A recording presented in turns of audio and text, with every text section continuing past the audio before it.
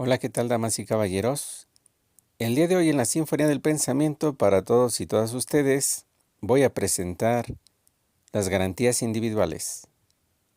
Las garantías individuales, una obra de Ignacio Burgoa, catedrático de la Facultad de Derecho de la UNAM. También fue juez segundo de distrito en materia administrativa del entonces Distrito Federal de 1951 a 1953, un especialista en Derecho Constitucional y también un maestro memorable, Ignacio Burgoa. Seguramente muchos de los abogados y abogadas de nuestra patria tuvieron la oportunidad de recibir sus enseñanzas en la UNAM, directamente en la Facultad de Derecho. Pues el día de hoy tenemos a Ignacio Burgoa con su texto Las garantías individuales, una obra ya antigua, apareció primeramente en 1944. Yo estaré consultando con ustedes una edición posterior de 1973, esperando sea de su enorme agrado. Pero antes de entrar de lleno en materia, damas y caballeros, antes de abrir el abanico de posibilidades, quiero hacer un reconocimiento y una dedicatoria para mi amigo, el señor Daniel Rivera Arreola. Daniel Rivera Arreola, al mismo tiempo que manda él cordialmente y afectuosamente saludos para Selene Minerva Torres Escudero. Selene Minerva Torres Escudero, allá por el rumbo de la Unidad San Juan de Aragón. Entonces, para mi amigo Daniel Rivera Arreola, por su gran generosidad, por su gran amistad y también por siempre estar al pendiente de sus camaradas. Una vez dicho esto, comencemos, damas y caballeros. Nos dice el catedrático en Derecho, Ignacio Burgoa, las garantías individuales son importantes porque anteriormente se les conocía también como garantías del gobernado. Y como lo vamos a ver en breve, tienen que ver con la dignidad, tienen que ver con la ética, tienen que ver con la libertad, tienen que ver con la responsabilidad, etc. Entonces, las garantías individuales son las garantías del gobernado. Para Ignacio Burgoa, todo autor tiene el ineludible deber de perfeccionar sus libros. Por eso es que en una edición posterior de 1967, el autor nos dice, todo autor tiene el ineludible deber de perfeccionar sus libros. Toda obra jurídica debe estar inexorablemente sometida a una constante revisión. Entre las instituciones jurídicas y la realidad debe existir la mejor adecuación posible para evitar que el derecho se convierta en obsoleto, inútil o regresivo. Repito esta idea que es muy importante. Nos dice Burgoa Ignacio, toda obra jurídica debe estar inexorablemente sometida a una constante revisión. Entre las instituciones jurídicas y la realidad debe existir la mejor adecuación posible para evitar que el derecho se convierta en obsoleto, inútil o regresivo. Toda obra humana es imperfecta, pero también perfectible. Para 1971 nos dice Ignacio Burgoa, el artículo 10º constitucional, el cual hablaba de la posesión y portación de las armas, fue añadido por primera vez en 1971 el artículo 10 constitucional, que tenía que ver con la posesión y portación de armas. Por otra parte, existe algo que se conoce como la teleología. La teleología tiene que ver con un telos, un término griego que hace referencia a un propósito, a una finalidad, a un objetivo. Un telos. Y nos dice entonces este catedrático de la UNAM, existe una teleología de la vida del ser humano. El ser humano concibe determinados fines. Todo ser humano aspira a algo. Todo ser humano concibe determinados fines para realizar y que implican la manera de conseguir la felicidad particular. Es imposible representarse a un individuo que no tenga aspiraciones, propósitos, anhelos hacia algo. Entonces, esa aspiración, esa inclinación, esa tendencia hacia algo, ya sea la felicidad, ya sea el bienestar, ya sea el bien, es a lo que se le denomina teleología. Esto ya lo encontramos en los antiguos griegos, sobre todo en Aristóteles, y hablaba de todas formas de que teníamos un objetivo en la vida, un objetivo que tenía que ser perseguido. Entonces esta idea, que es muy añeja, muy antigua, que milenios hace que fue planteada, la retoma Ignacio Burgoa para decirnos algo como esto: todo ser humano aspira a algo, todo ser humano concibe determinados fines por realizar y que implican la manera de conseguir su felicidad particular. Esta verificación teleológica encausa los esfuerzos vitales y subjetivos. Por consiguiente, la vida humana es en esencia la propensión de obtener la felicidad. La vida humana es en esencia la propensión de obtener la felicidad. Para que una determinada felicidad individual sea socialmente permisible y consiguientemente no susceptible de impedición u obstrucción, debe incidir en un ámbito de normalidad humana que autorice al sujeto a perseguir una finalidad que no sea exótica a las dimensiones morales de la sociedad en que la persona se desarrolla. Entonces, es válido que yo quiera buscar mi felicidad, es válido que yo quiera que se respeten mis derechos, es válido que yo quiera vivir la vida, pero existe un límite, una barrera, un impedimento, y eso es justamente lo que el derecho quiere preservar. Que la vida no se desborde, que la felicidad no se desborde, que mis objetivos individuales no se desborden al grado de que perjudique a terceros. Y por eso nos dice, y repito el pasaje, cito a Ignacio Burgoa: para que una determinada felicidad individual sea socialmente permisible y consiguientemente no susceptible de impedición u obstrucción, debe incidir en un ámbito de normalidad humana que autorice al sujeto a perseguir una finalidad que no sea exótica a las dimensiones morales de la sociedad en que la persona se desarrolla.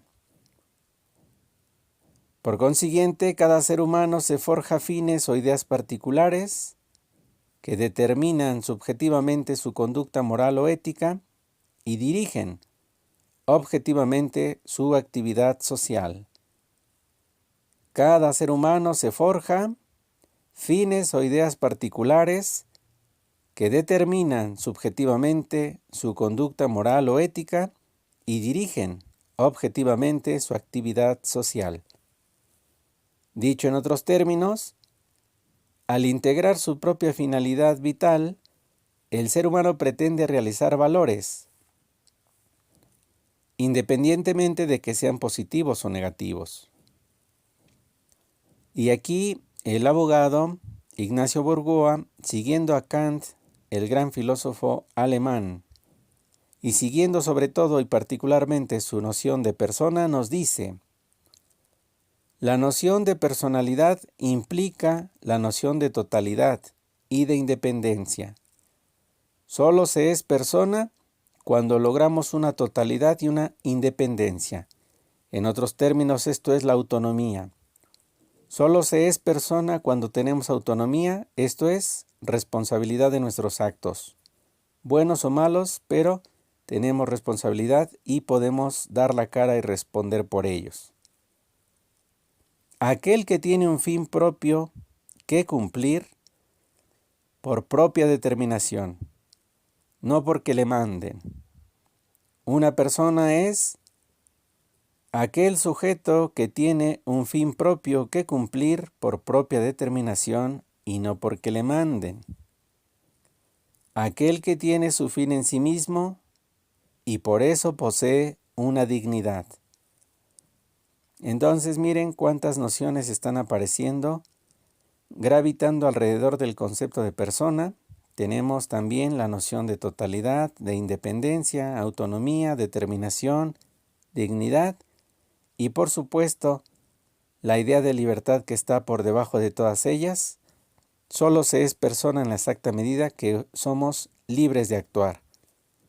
Si no fuésemos libres de actuar, entonces no existe la persona y tampoco deben existir las imputaciones o implicaciones, perjuicios o beneficios que se atribuyan a ese ser.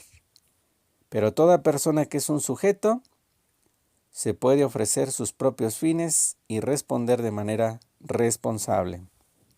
En otros términos, nos dice Ignacio Bourgois, siguiendo a Kant, la personalidad es libertad. Por esencia, el ser humano es independiente y no un siervo. Ahora bien, dichas posibilidades o libertades específicas, como las llamamos, que en su conjunto constituyen, repetimos, el medio general de realización de la teleología humana o finalidad humana, son, por ejemplo, la libertad de trabajo, de comercio, de prensa, etc., contenidas a título de derechos públicos individuales en la mayor parte de los ordenamientos jurídicos de los países civilizados y que, dentro de nuestra Constitución, encontramos en los artículos 4º, 5º, 7º y 28º bajo el nombre de garantías individuales. Tenemos, ante todo, los factores de igualdad y propiedad. Creo que este pasaje, aunque es algo largo, vale mucho la pena volverlo a repetir. Dice entonces Ignacio Bourgois: dichas posibilidades o libertades específicas, como las llamaremos, que en su conjunto constituyen, repetimos, el medio general de realización de la teleología humana o finalidad humana, son, por ejemplo, la libertad de trabajo, de comercio, de prensa, etc., contenidas a título de derechos públicos individuales en la mayor parte de los ordenamientos jurídicos de los países civilizados, y que dentro de nuestra Constitución encontramos en los artículos 4º, 5º, 7º y 28º bajo el nombre de garantías individuales. Tenemos ante todo los factores de igualdad y propiedad. La igualdad es absolutamente necesaria para que se opere una auténtica libertad social humana. La igualdad es absolutamente necesaria para que se opere una auténtica libertad social humana. Es decir, no hay libertad social humana sin igualdad. Si no existiera la propiedad privada, si en un régimen estatal imperara solo un tipo de propiedad colectiva, cuyo titular fuese el Estado o el pueblo, se destruiría el concepto de la personalidad humana. Este pasaje también es importante porque estamos hablando de la personalidad humana y de la propiedad privada. Y nos dice el autor: si no existiera la propiedad privada, si en un régimen estatal imperara solo un tipo de propiedad colectiva, cuyo titular fuese el Estado o el pueblo, se destruiría el concepto de la personalidad humana.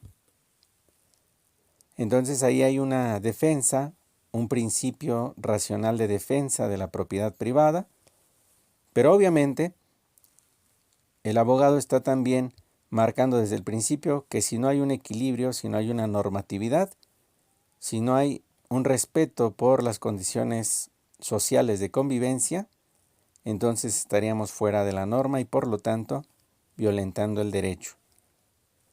En cuanto a la propiedad y específicamente la propiedad como condición extrínseca del ejercicio de la libertad, también un elemento o factor indispensable para tal efecto, puesto que falta a su titular para disfrutar de todo aquello que le proporciona un medio material o inmaterial para realizar sus fines mediatos o inmediatos, concomitantes e inherentes a la naturaleza humana.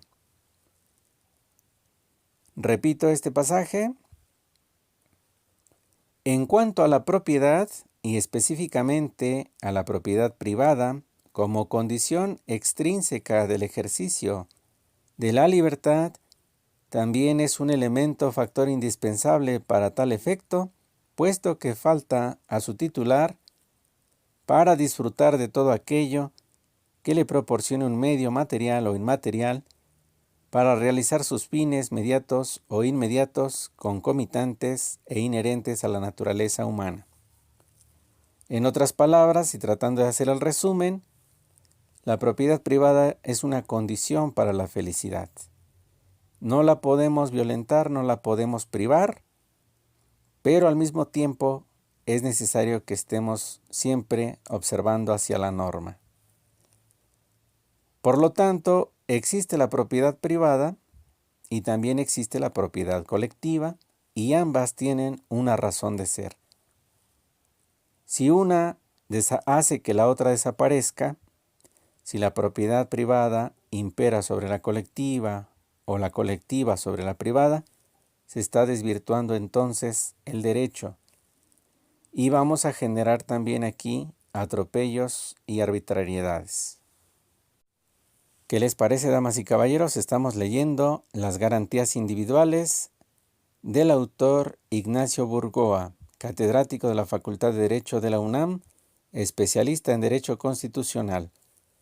Qué importante es el derecho para la vida social y qué importante es poder conocer los alcances, los límites que el derecho marca. En teoría se supone que conociendo el derecho no tendría uno por qué cometer atropellos, barbaridades y de alguna manera tendrían una vida más ética a los seres humanos.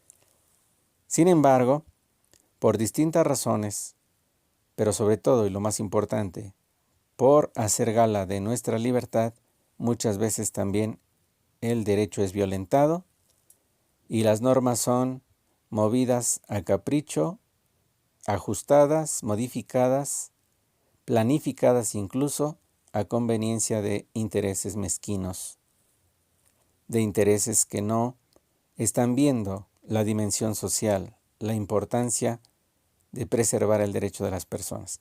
Entonces hay que tener mucho cuidado y en la figura de Ignacio Burgoa tenemos justamente a un defensor del derecho, pero un defensor consecuente que sabe que no solamente hay pros y contras, sino que también tenemos que buscar lo que él llama, siguiendo a Aristóteles, una teleología de la vida, una finalidad en la vida.